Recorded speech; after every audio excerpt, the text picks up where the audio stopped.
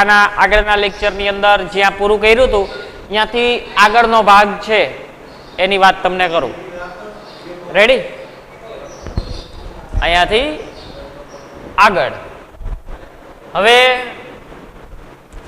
આપણે શું ઇમ્પોર્ટન્ટ ધ્યાન રાખવાની જરૂર છે તો કે સૌથી પ્રથમ પહેલા કોષ્ટક હતું તો એ કોષ્ટક છે એ મેં તમને કમ્પ્લીટ સમજાવ્યું. એના નીચે પછી કેવી રીતના શબ્દો ચેન્જ કરવાના, બરાબર? ઓબ્જેક્ટ ઇન્ટુ સબ્જેક્ટ અને સબ્જેક્ટ ઇન્ટુ ઓબ્જેક્ટ. પછી એના પછી શું આવ્યું હતું તો કે એક્ઝામ્પલ મેં તમને લોકોને સોલ્વ કરાવ્યા કે ક્યાં ક્યાં એક્ઝામ્પલ છે અને કેવી રીતના તમે એને સોલ્વ કરશો. રેડી? તો આ એક્ઝામ્પલ પણ મેં તમને લોકોને કરાવ્યા હતા. હવે જો આજ સુધી તમે એવું સાંભળેલું હોય કે મોડલ વર્ડ, મોડલના શબ્દો, બરાબર? તો એનો મતલબ શું થાય? મોડલના વર્ડ્સ, મોડલના શબ્દો, આનો મતલબ શું? તો કે અમુક મોડલના એવા શબ્દો હોય કે જે ટુ બી ના રૂપની જગ્યાએ આવે, બરાબર? ટુ બી ના રૂપની જગ્યાએ આવે અમુક શબ્દો છે. પણ જ્યારે વાક્યની અંદર મોડલના શબ્દ વપરાય ત્યારે, જ્યારે વાક્યની અંદર મોડલના શબ્દ વપરાય ત્યારે એ વાક્યમાં ટુ બી નું રૂપ ક્યારેય હોય નહીં. તો એ મોડલનો શબ્દ છે કઈ જગ્યાએ હોય? ટુ બી ના રૂપની જગ્યાએ. તો હવે માની લ્યો કે કોઈ પણ વાક્ય છે એમાં જો કદાચ મોડલના શબ્દ છે તો તમે એને ચેન્જ કેવી રીતના કરશો? તો જો મેં અહીંયા એક ટોપિક લખ્યો છે કે active passive voice with model. With model એટલે કે મોડલના શબ્દો સાથે એક્ટિવ પેસિવ વોઇસ, બરાબર? વિથ મોડલ મીન્સ કે મોડલના શબ્દો સાથે એક્ટિવ પેસિવ વોઇસ. તો હવે મોડલના છે ને આ બધા શબ્દો છે can, could, must, may, might, should, shall, will. આ બધા શબ્દો છે ને મોડલના શબ્દો કહેવાય. હવે આ શબ્દ તમને જો કોઈ પણ વાક્યમાં જોવા મળે તો આનું સ્થાન ક્યાં હોય? તો કે આનું સ્થાન માત્ર ને માત્ર ટુ બી ના રૂપની જગ્યાએ હોય. અને જ્યારે મોડલનો શબ્દ વાક્યમાં હોય ત્યારે કોઈ પણ જાતનું ટુ બી નું રૂપ વાક્યમાં ન હોય. પડી ખબર? મોડલના શબ્દ હોય તો ક્યાં હોય? ટુ બી ના રૂપની જગ્યાએ હોય. મીન્સ કે જ્યારે વાક્યમાં મોડલનો શબ્દ છે ત્યારે કોઈ પણ ટુ બી નું રૂપ વાક્યમાં ક્યારેય હોવાનું નથી. Okay, that's it. આ વાત હતી. રેડી? તો હવે હું શું કહું છું કે આ કેન, કુડ છે તો એ વાક્યમાં ગમે ત્યારે જોવા મળે તો એનું શું થઈ જાય કે કેન, કુડ છે એની પાછળ બી લાગી જાય. બી એ શબ્દ છે. જો આ મસ્ટ છે તો મસ્ટ બી થઈ જશે. મે છે તો મે બી થઈ જાય. માઇટ છે તો માઇટ બી. શુડ તો શુડ બી. શેલ વિલ તો શેલ વિલ બી આગળ લાગી જશે. આ તો તમને ઓલા કોષ્ટકમાં પણ જોવા મળતું હતું ને કે શેલ વિલ હોય તો આગળ જીતો શેલ બી વિલ બી થઈ જશે. તો આ બધા મોડલના શબ્દ કહેવાય. મોડલના શબ્દો હોય ત્યારે વાક્યમાં તમને ક્યારે ટુ બી રૂપ ન જોવા મળે. અને સેમ ટુ બી ના રૂપમાં જે કઈ નિયમ લાગુ પડે ને એવો જ નિયમ અહીંયા લાગુ પડે, પણ ખાલી ચેન્જ આવી રીતના થાય. પડી ખબર? હવે જો અહીંયા શું છે કે એક્ઝામ્પલ આપેલું છે કે I can solve this sum. તો વાક્યની શરૂઆત, આ વાક્ય કેવું કહેવાય? સાદું કહેવાય ને, બરાબર? તો આ વાક્ય સાદું છે તો આ વાક્યની શરૂઆત હંમેશા સબ્જેક્ટ થી થઈ હોય તો આઈ છે એ સબ્જેક્ટ થાય. કેન તો આ ટુ બી રૂપની જગ્યાએ કેન આવ્યું એટલે આ મોડલના શબ્દમાંથી છે કેન, તો આ ટુ બી રૂપ કહેવાય. તો એના પછી વર્બ હોય, એના પછી ઓબ્જેક્ટ. હવે ધીસ એકલું છે એ ઓબ્જેક્ટ નથી, આ રહ્યો એ આપણે કોઈક સર્વનામનો શબ્દ છે, બરાબર? એટલે ભેગો શબ્દ હોય તો ધીસ સમ છે એ ઓબ્જેક્ટ થયું. તો એકચ્યુઅલી આપણી વાક્ય રચના શું હતી કે સબ્જેક્ટ વત્તા ટુ બી વત્તા વર્બ વત્તા ઓબ્જેક્ટ વત્તા અધર વર્ડ, આવું વાક્ય રચના છે. એને ફેરવવાની કેમાં છે? ઓબ્જેક્ટ આગળ લેવાનો. તો ઓબ્જેક્ટ આગળ, પછી ટુ બી, પછી વર્બનું ભૂતગૃદંત, પછી સબ્જેક્ટ પાછળ જાય તો આગળ લાગશે બાય અને અધર વર્ડ. તો આ ઓબ્જેક્ટ છે તો હું શું કરીશ? આગળ લઈશ. કે આ રીતના મેં આગળ લીધો, ચલો કે ધીસ સમ, બરાબર? હવે અહીંયા એક વચન બહુવચન એવું કાંઈ અનુસરવાની જરૂર નથી. જ્યારે જ્યારે મોડલના શબ્દ હોય. તો આ કેન છે તો શું થઈ જાય? Can be. જો આ કેન છે તો કેન બી થઈ જશે, આ કેન બી. હવે આ વર્બ છે તો વર્બનું ભૂતકૃદંત શું થાય? તો આનું ભૂતકૃદંત થાય સોલ્વેડ, ઈડી લાગી જશે પાછળ. સબ્જેક્ટ છે પાછળ જશે તો આગળ લાગશે બાય. આઈ છે ઓબ્જેક્ટમાં જાય તો મી. રેડી? સેમ વસ્તુ એ જો કે આઈ મે બાય ધ બુક્સ. બરાબર? તો વાક્યની શરૂઆત હંમેશા સાદું વાક્ય છે એટલે સબ્જેક્ટ હોય. પછી જો આ મે મોડલમાંથી આવ્યો છે, મે શબ્દ છે એ મોડલમાંથી આવ્યો. તો આ મે શબ્દ મોડલમાંથી આવ્યો એટલે આ મોડલનું ટુ-બી રૂપ છે એવું થઈ ગયું. પછી બાય તો આ વર્બ છે અને કોઈ પણ શબ્દને આગળ ધ લાગે તો એ ધ છે આર્ટિકલ છે એટલે ધ બુક ભેગું થાય તો એ ઓબ્જેક્ટ. તો ઓબ્જેક્ટને આગળ લેવો પડશે તો આપણે શું કરશું કે ધ બુક મે છે, મે બી, બાય નું ભૂતકૃદંત બોર્ડ, સબ્જેક્ટ પાછળ જાય આગળ લાગે બાય, આઈ નું મી. થઈ ગયું? તો બસ જ્યારે જ્યારે એ મોડલ છે ને ત્યારે આવી રીતના તમારે ચેન્જ કરવાનો. જો આપણે પૂછાવાનું કેવી રીતના છે? આપણે પૂછાવાનું એવી રીતના છે કે એક પેરેગ્રાફ હોય અને એ પેરેગ્રાફને આપણે આખો પેરેગ્રાફ છે એ પેસિવમાં લઈ જવાનો હોય. તો હવે એ પેરેગ્રાફમાં એક સાદું વાક્ય હોય, એક મોડલ વાળું હોય, અલગ અલગ બધા હોઈ શકવાના છે. તો આપણે તો જરૂરત શું છે કે આખો પેરેગ્રાફ આપણે આરે ચેન્જીસ કરી શકતા હોવા જોઈએ. પણ એવું નહીં વિચારવાનું કે પેરેગ્રાફ હોય તો કંઈક અલગ હોય. તો આપણે બધાને ખબર જ છે કેરેક્ટર પ્લસ કેરેક્ટર વર્ડ બને. બરાબર? પછી વર્ડ પ્લસ વર્ડ છે એ સેન્ટેન્સ બને. પછી સેન્ટેન્સ પ્લસ સેન્ટેન્સ છે એ પેરેગ્રાફ બને.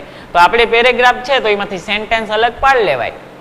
માનો કે જો મેં એક પેરેગ્રાફ લખ્યો અહીંથી અહીંયા સુધી, તો અહીંયા આ વાક્ય પૂરું થાય છે, આ વાક્ય અહીંયા પૂરું થાય છે. તો બસ હું સેન્ટેન્સ અલગ કરી નાખું, આ પેલું વાક્ય, આ બીજું વાક્ય, આ ત્રીજું વાક્ય.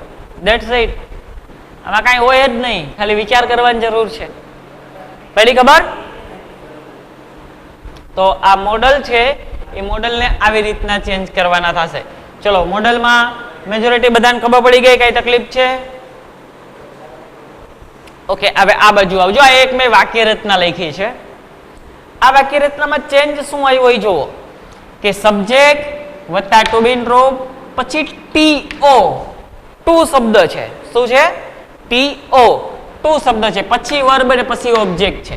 તો આને કેવી રીતના ચેન્જ કરવું?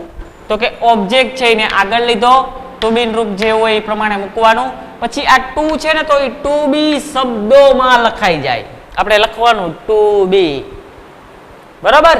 પછી વર્બનું ભૂતકૃદંત બાય સબ્જેક્ટ, પાછળ સબ્જેક્ટ ગયો એટલે આગળ લઈ ગયું બાય. તો એ તો જે હતું એમનામ જ છે, ખાલી ફરક શું આવ્યો આની અંદર? આની અંદર માત્ર ને માત્ર એટલો જ ફરક આવ્યો કે જો ટુ બી ના રૂપ પછી જો ટીઓ એટલે કે ટુ, બરાબર? ટીઓ એટલે કે ટુ, જો ટુ બી ના રૂપ પછી ટીઓ એટલે કે ટુ શબ્દ લખાઈને આવે તો એ શબ્દ છે એ ટુ બી માં ફરી જાય. બરાબર? તો એ શું લખવાનું? શબ્દમાં લખવું પડશે. ટુ અને બી બને. તો જો અહીંયા એક જો મેં અહીંયા શું કર્યું, આ એક વાક્ય વાગો છું કે you are to write an SI. ચલો વાક્ય કેવું છે? સાદું વાક્ય છે. ઓકે, તો એની શરૂઆત હંમેશા સબ્જેક્ટ થી હશે. તો આ સબ્જેક્ટ, એના પછી ટુ બી રૂપ ઓકે આર છે, તો ટુ બી ના રૂપ પછી ટીઓ શબ્દ લખેલો આવ્યો છે તો આ ટુ, પછી એના પછી આ વર્બ અને કોઈ પણ એન ધતો આર્ટિકલ છે એટલે કોઈ પણ શબ્દને લાગેલો હોય તો મતલબ આ બે શબ્દ ભેગા છે એવું નક્કી થયું તો એ ઓબ્જેક્ટ છે. હવે હું આને મારે ચેન્જ કરવું હોય તો આપને મગજમાં લાઈટ થઈ જવી જોઈએ કે ટુ બી ના રૂપ પછી ટુ શબ્દ છે તો મારે આ વાક્ય રચનાનો ઉપયોગ કરવો પડશે. તો હવે શું કરીશ કે ઓબ્જેક્ટ હું આગળ લઈ લઈશ. માનો કે એન એસ એ છે, બરાબર? અને આગળ લઈ લીધું મેં. હવે ટુ બી ના રૂપનો વારો આવ્યો તો ખાના નંબર કયું છે? આર. તો આર વાળા ખાનામાં જઈએ તો આપણે કેટલી કેટલી વસ્તુ મળે? એમ ઇઝ આર. કેટલી વસ્તુ મળે? એમ ઇઝ આર. ઓકે, તો એમ ઇઝ આર ના ખાનામાં આયા ત્રણ માંથી ગમે તે એક વસ્તુ મૂકવાની થાય. એમ ઇઝ આર, પણ આ એક વચન છે, ઓબ્જેક્ટ મુજબ અનુસરે ને, બરાબર? એન એસ એટલે એક વચન, તો એક વચન નું આમાં શું છે આ ખાનામાં? તો ઇઝ. પણ આ તો ખાનું ઓલરેડી છે જ, અહીંયા આગળ જવું પડશે ને. તો ઇઝ being થઈ જશે. આગળ ઓલું કોષ્ટકમાં ખાનામાં જઈએ તો is being, પછી આ to શબ્દ આવ્યો તો અહીંયા લખવાનું to be શબ્દોમાં લખવાનું. શું લખવાનું? to be શબ્દોમાં લખવાનું. હવે આ રાઈટ છે તો એનું ભૂતકૃદંત તો થશે જ. written સબ્જેક્ટ પાછળ જાય તો આગળ લાગશે by, બરોબર. અને યુ છે તો યુ નું તો યુ જ રહે છે પાછળ જાય છે ત્યારે. યુ માં તો કોઈ ચેન્જ થતો નથી ને. પડી સમજ આ વાક્યની અંદર? સેમ વસ્તુ જ્યારે પણ ટુ બી ના રૂપ પછી ટુ શબ્દનો ઉલ્લેખ થયેલો હોય ત્યારે આ વાક્ય રચના લાગુ પડે. પડી ખબર? ધોરણ 10 માં તમને સિમ્પલ આવું બધું પૂછ દેતા. હવે આપણા ધોરણ 12 છે તો ધોરણ 12 પ્રમાણે થોડુંક અપડેશન આવે કે આવા પ્રકારના વાક્યો પણ મૂકે. પડી ને ખબર? તો બસ આયા સુધી તમારું જે કઈ છે, હજી એક એક્સરસાઇઝ મારે સમજાવવાની બાકી છે એ સમજાવું છું, પણ આટલે આ છેલ્લું લોજિક. હવે સીધા હું પેરેગ્રાફ ચાલુ કરીશ. જો મેં એક પેરેગ્રાફ લખ્યો છે એ પણ અહીંયા હું તમને સોલ્વ કરીને બતાવવાનો છું, બરાબર, કે એકચ્યુઅલી એ સોલ્વ કેવી રીતના થાય. હવે અહીંયા જો બીજામાં કે જો આ વાક્ય કેવું છે? સાદું વાક્ય છે. વાક્યની શરૂઆત તો સબ્જેક્ટ થી થઈ હોય તો પહેલો શબ્દ છે એ સબ્જેક્ટ છે. ઓકે, ધે છે સર્વનામ છે ને. પછી આર તો કે આ ટુ બી રૂપ પણ છે.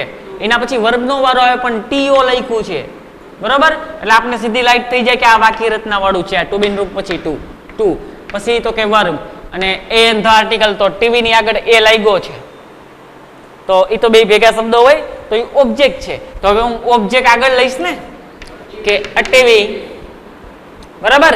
તો આ ટીવી. હવે આ આર એટલે એમી આર વાળું ખાનું થયું. એમી આર વાળા ખાનામાં અ ટીવી આરે ક્યુ આવે એટલે કે આ એક વચન ઓબ્જેક્ટ મુજબ અનુસરવાનું છે ને, એક વચન બહુવચન. તો અ ટીવી એક વચન. તો આમાં તમારે એ ખાનામાંથી ઇઝ લેવું પડશે. ખાના નંબર 2 એમી આર વાળું ખાનું તો એમાંથી ઇઝ લેવું પડશે ને. ઇઝ લીધું પણ એ તો ઓલરેડી ખાનું છે જ આ એક્ટિવ વોઇસમાં, તો ત્યાંથી એક સ્ટેપ આગળ જવું પડશે ને, એરો કર્યો એ મુજબ. તો બીઇંગ થઈ જાય. ટુ છે તો ટુ નું ટુ બી લખવું પડશે આપણે, બરાબર. પછી બાય છે તો એનો ભૂતકૃદંત વર્ડ. સબ્જેક્ટ પાછળ જાય તો આગળ લાગે બાય. અને ધે છે તો ધેને આગળ જઈએ તો શું થાય? ધેમ થશે. ચલો આટલે સુધી ખરેખર બધાને ખબર પડી ગઈ? આટલે સુધી ખબર પડી ગઈ હોય, બરોબર. એમાં આટલે સુધીમાં કોઈને કઈ પ્રશ્ન હોય તો હાથ ઊંચો કરો. કેમ કે જો હું હવે એના પછી આગળ આ પેરેગ્રાફ તમને આખો સોલ્વ કરાવું છું કે આ એકચ્યુઅલી શું છે, એક્ઝામ પેટર્ન એક્સરસાઇઝ છે. તમારે લખવાનું કેવી રીતના થશે ખાસ જોજો કે ઓલું આગળના લેક્ચરમાં લખ્યું હતું એ બધું તો તમે લખો જ છો, બરાબર. એના પછી આ ઉતારવાનું છે, એના પછી આ, અને અહીંયા તમારે અહીંથી શું શરૂ કરવાનું કે એક્ઝામ પેટર્ન એક્સરસાઇઝ. શું છે? Exam pattern exercise. હવે એક્ઝામ પેટર્ન એક્સરસાઇઝ 3 લખવાની, જેથી કરીને શું થશે કે જ્યારે તમે ગ્રામરની બુક વાંચો છો ત્યારે તમને ખબર પડે એક્ઝામ પેટર્ન કેવી રીતના છે કે ભાઈ પરીક્ષામાં આવી રીતના પૂછાવાની છે અને મારે આવી રીતના જવાબ દેવાનો છે. ચલો તો હું તમને અત્યારે બધાને 2 મિનિટ આપું, બરાબર, કે 2 મિનિટમાં હજી કોઈને કઈ પ્રશ્ન હોય તો એક્ઝામ પેટર્ન એટલે કે પરીક્ષામાં આવી રીતના પેરેગ્રાફ હોય અને તમારે લોકોએ એનો જવાબ આખો પેરેગ્રાફ સ્વરૂપે સોલ્વ કરવાનો છે. હવે જ્યારે પેરેગ્રાફ આવે છે, બરાબર, તો એમાં કોઈ પણ પ્રકારની ચિંતા નથી કરવાની. કારણ પેરેગ્રાફ આવે તો એમાં મૂંઝાવાનું નથી. પેરેગ્રાફ બને છે નથી ભાઈ, તો કે વાક્યથી જ બને ને. આપણે એક એક વાક્યને સોલ્વ કરશું. પેરેગ્રાફમાંથી વાક્ય જુદા પાડી લ્યો. જો અહીંયા એક આખો પેરેગ્રાફ છે, અહીંયાથી ચાલુ થાય છે અને અહીંયા છે પૂરો થાય છે. આખો પેરેગ્રાફ છે ને, હે? તો આ પેરેગ્રાફ બન્યો ક્યાંથી કે વાક્ય ભેગા થયા એટલે પેરેગ્રાફ બન્યો. તો વાક્યને અલગ પાડ લો પહેલા. હાલો અહીંયા વાક્ય પૂરું થાય છે તો બસ મારે આટલું જ પહેલા જોવાનું. બીજું વાક્ય અહીંથી ચાલુ થાય છે, અહીંયા પૂરું થાય છે, બસ હું આટલું જ જોઈશ. પછી એક અહીંયા ચાલુ થાય છે ને અહીંયા પૂરું થાય છે, બસ આટલું જ જોઈશ. પડી ખબર? તો પેલા વાક્યથી ચાલુ કરું. શું છે કે my parents take care of me. Ready? હવે એક વસ્તુ તમને પેલા કહું. આપણું પેલું એક કોષ્ટક હતું આઈ મી માય વાળું, બરાબર. તો આઈ વાળી આખી ઊભી લાઈન રહીને એ સબ્જેક્ટ ના કહેવાય, અને આઈ મી તો એ મી વાળી આખી ઊભી લાઈન રહીને એ ઓબ્જેક્ટ ના કહેવાય. હવે અહીંયા પેલા માય શબ્દ ઉપયોગ કરેલો છે, તો વાક્યની શરૂઆત આ વાક્ય સાદું છે સબ્જેક્ટ થી થાય, તો માય શબ્દ છે એ માય શબ્દ છે એ સબ્જેક્ટની જગ્યાએ આવવાને દાવેદાર છે? હે, સબ્જેક્ટની જગ્યાએ ક્યારે આઈ મી માય, માય તો છે સંબંધિત શબ્દ છે, તો એ ક્યારે સબ્જેક્ટની જગ્યાએ હોય?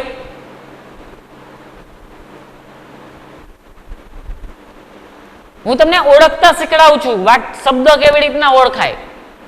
બરોબર, માનો કે મેં જો અહીંયા આઈ લખ્યું તો હું સ્વીકારી શકું કે ભાઈ આઈ એકલો જ શબ્દ સબ્જેક્ટ છે, પેરેન્ટ્સ ભેગું નથી. પણ અહીંયા લખેલું છે માય શબ્દ, તો મારે વિચારવું તો જોશે ને કે માય પેરેન્ટ્સ ભેગું છે કે શું છે? હે, માય પેરેન્ટ્સ શબ્દ ભેગો છે.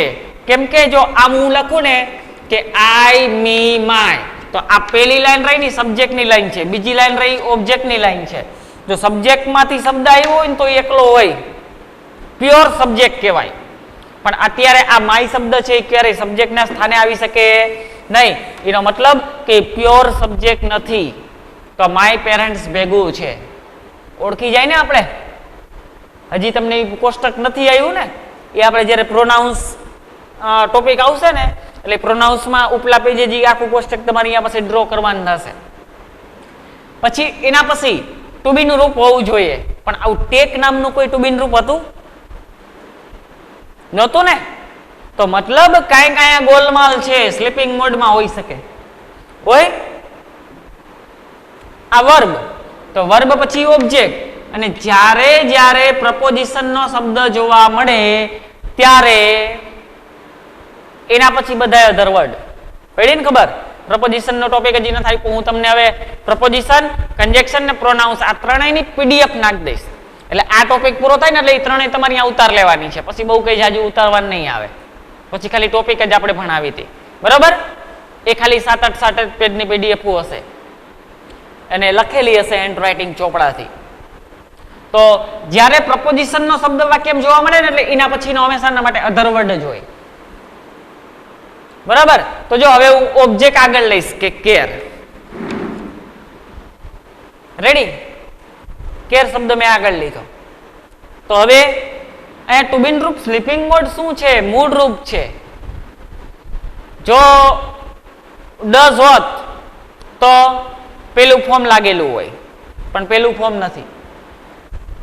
ડીડ હોત તો ત્રીજું ફોર્મ લાગેલું હોય, ત્રીજું નથી.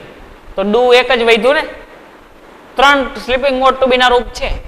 ડુ એકલું વધ્યું તો ડુ અહીંયા છે, તો એનાથી આગળ જઈએ તો એમ ઇઝ આર, તો આ કેર છે, કેર અરે કેર ઇઝ થાય એક વચન. કેર ઇઝ વર્બનું ભૂતકુદન. આગળ સ્ટેપ જાય ને કોષ્ટક મુજબ. ટેક નું ભૂતકુદન ટેકન. બરાબર, taken by, care is taken by my parents. Other word એમનેમ ઓફ મી. ચલો આ વાક્યનું થઈ ગયું. પણ હવે હું એક તમને વાત કહું, આ એકચ્યુઅલી પહેલી જ એક્સરસાઇઝ થોડીક અઘરી આવી ગઈ છે. બરાબર, પણ કાંઈ વાંધો નહીં.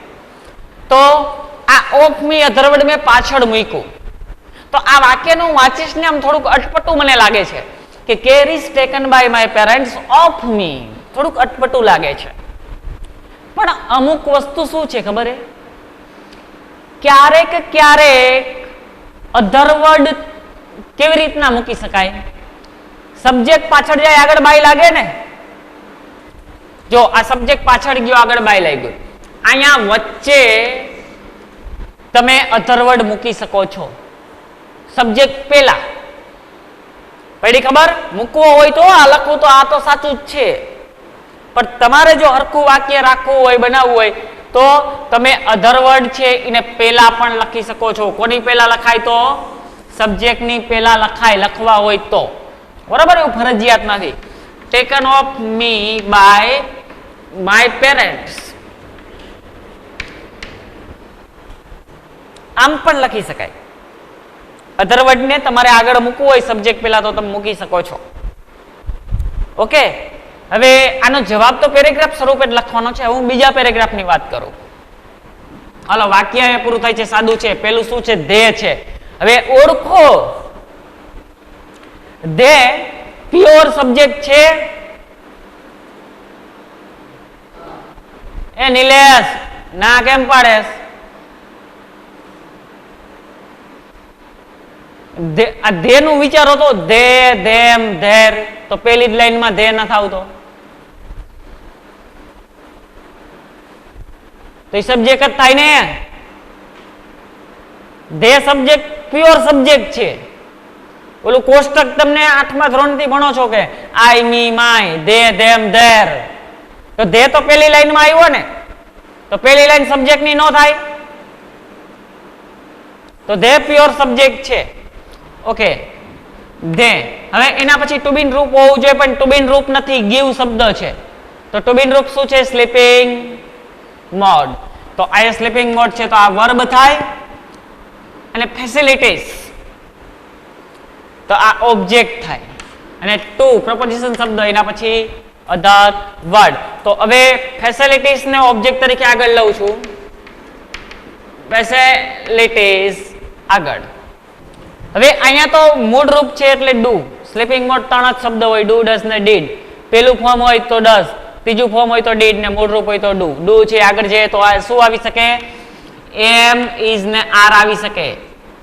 ફેસિલિટીઝ બહુવચન છે તો આર રાખવાનું, ઇઝ ને એમ કાઢ નાખવાનું, બરાબર. પછી ગીવ, ગીવ નું ભૂતકૃદાન ગીવન. અધર વર્ડ આગળ મૂકવાનો, given to me by, they પાછળ જાય તો ધેમ. ઓમાં નહોતું સબ્જેક્ટ ઓબ્જેક્ટમાં ચેન્જમાં ધેનું ધેમ, સબ્જેક્ટમાંથી ઓબ્જેક્ટમાં જાય તો ધેનું ધેમ. ઓકે, આ બીજું વાક્ય. ત્રીજું વાક્ય, આઈ શુડ. જો આ શુડ એટલે મોડલ વાળું આવ્યું, તો આ શુડ છે તો આગળ સબ્જેક્ટ જ હોય, શુડ. આ વર્બ. આ ધેમ પ્યોર ઓબ્જેક્ટ છે કે નહીં ચેક કરો. જો એ સબ્જેક્ટમાં આવે તો પાછું પડે ને એક સ્ટેપ, ધે, ધેમ, તો ધેમ નું ધે પાછું પડે ને, તો એ પ્યોર ઓબ્જેક્ટ છે, તો એના પછીના અધર વર્ડ થાય. તો આ ધે છે આગળ લેવું હોય તો, ધેમ છે આગળ સબ્જેક્ટમાં આવે તો ધે થઈ જાય. ધે should be served, બરાબર, served by me their old age. વાત પૂરી. આવી જ રીતના આટલું સિમ્પલ બધી વસ્તુ હોય. પડી ખબર? આવી જ રીતના આટલી સિમ્પલ બધી વસ્તુ હોય.